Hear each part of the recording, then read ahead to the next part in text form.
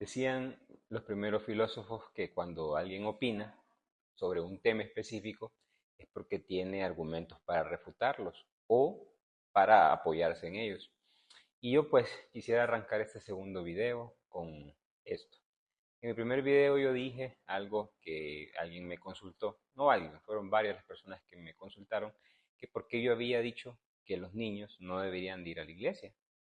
Hoy quisiera ahondar un poco más en ese tema, porque si lo dije, tengo que refutarlo, tengo que poder confrontar lo que los demás me cuestionan. Y es desde ahí donde hoy quiero arrancar. Es interesante porque a lo largo de la evolución, nosotros como Homo sapiens, recordemos que venimos del género homínido, hemos venido, valga la redundancia, evolucionando a lo largo de 4 millones de años, desde un Homo erectus, un Homo habilis, un Homo sapiens arcaico, o mejor dicho, un Australopithecus, así se le conoce técnicamente, y hasta llegar a nosotros que somos el Homo sapiens, o sea, el hombre pensante. Desde ahí nuestro cerebro ha sufrido una evolución.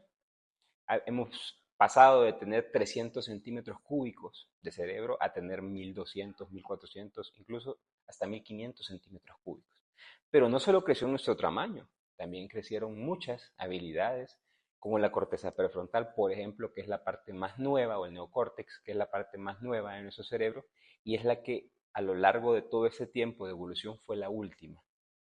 Y es aquí donde nos vamos a centrar en la plática de hoy. ¿Por qué?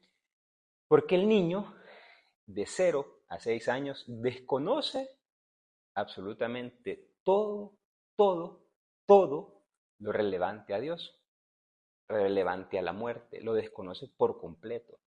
Es interesantísimo porque uno cree que el niño nace, o bueno, nos han inculcado que el niño nace con conocimiento de Dios, que hay que llevarlo a la iglesia para que empiece a crecer la semillita de Dios ahí, o su fe. Pero la verdad es que no es así.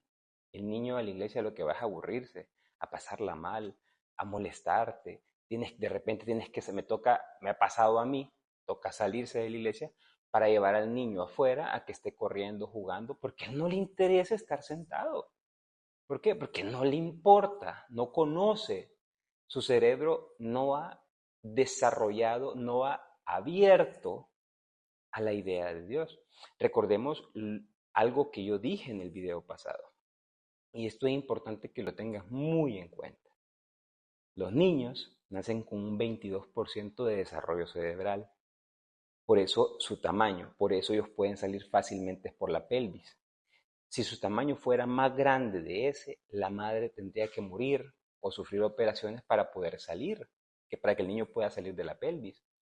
Pero gracias a la evolución, el tamaño con el que el niño sale es perfecto para que pase por la pelvis. Es por eso que no puede tener 30%, 40%, porque no podría, mataría a la madre o morirían los dos en el intento. Un científico demostró que el niño, para que sea un niño maduro, llamémoslo así, debería de salir a los 18 meses. ¿Te imaginas tu madre tener 9 meses más a un niño? De repente, si eres como mi esposa, va a decir, ay, qué tierno. El problema es la salida. Es por eso que el niño sale tan minusválido, tan necesitado de ti. Entonces, de ti padre o de ti figura de apego. Entonces, volviendo a ese punto, en ese desarrollar, en esa evolución aquí en la vida, llega un momento en el que los niños de 6 años empiezan a conocer la muerte, empiezan a preguntarse por qué hay más allá. Y esto es interesante. Yo que pues soy padre de 3 hijos, mi hija mayor, que está por cumplir 6 años, aproximadamente 2 meses, ella me decía, papá, se acercaba y me decía, papá, yo no quiero que te mueras. Y empezaba a llorar en mi regazo. Y ella me decía, papá, yo no quiero que tú mueras. Y yo decía, ¿y por qué mi hija se cuestiona estas cosas ahorita? Después empecé a indagar y fue donde empecé a atar cabos y a darme cuenta que la ciencia no miente. Es hasta los 6 años donde los niños empiezan a preguntarse por la muerte, por el sentido de la muerte, por el que hay más allá. Y claro, el temor de ellos es, te mueres, no nos volvemos a ver. Pasaba igual cuando le decía yo que mi esposa empezaba a verse, yo le hacía una broma y le decía empezaba a verse viejita. Y ella decía, no, mamá no está viejita, me decía, mamá está joven. Pero yo le decía, ¿por qué te molesta que mamá esté viejita? Si es parte de la vida, decía yo. Me decía, no, porque los viejitos se mueren. Entonces, es en esos, hasta el año, hasta los 6 años, es donde empiezan los niños a entender el sentido de la muerte y como tal, el sentido de Dios. Hoy los estudios nos han revelado que hasta los 9 años el niño entiende quién es Dios o cómo es la muerte. Es donde comienza aquel lenguaje, en lenguaje técnico podemos decir donde comienza el yo introspectivo o el yo temporal, que es donde ellos empiezan a salirse de sí mismos y darse cuenta que hay otra realidad, que es la muerte. Entonces, a raíz de eso, y entendiendo cómo funciona nuestro cerebro, cómo ha sido la evolución de nuestro cerebro, hoy sabemos que de 8 o 9 años hasta cero el niño prácticamente nada va a la iglesia. A nada, no entiende nada, te quita tu tiempo en el aspecto de que si tú quieres ir a la iglesia. Entonces es mejor como padres, mejor quedarse en casa. Y aquí viene la parte más importante, porque esa es teoría, pero ahora vamos a la práctica. ¿Quién entonces es Dios para tus hijos en esos 8 o 9 años de vida, en esos primeros 8 o 9 años de vida? Pues Dios, eres tú, Padre, eres tú, Madre.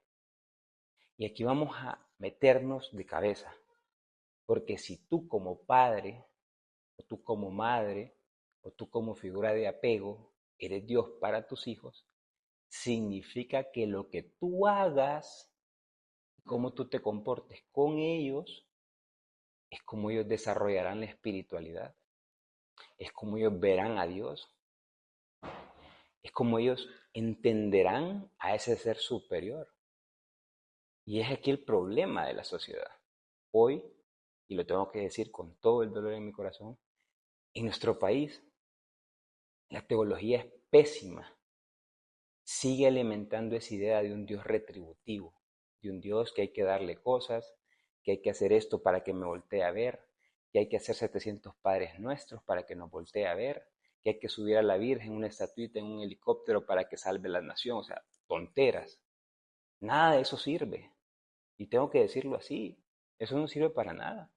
Y eso viene a raíz de padres que no estuvieron en la infancia de sus hijos. Padres que solo hablaban con ellos o solo jugaban con ellos si se portaban bien. Porque si se portaban mal, los castigaban, los metían al cuarto, los hincaban, les pegaban, les gritaban, etc.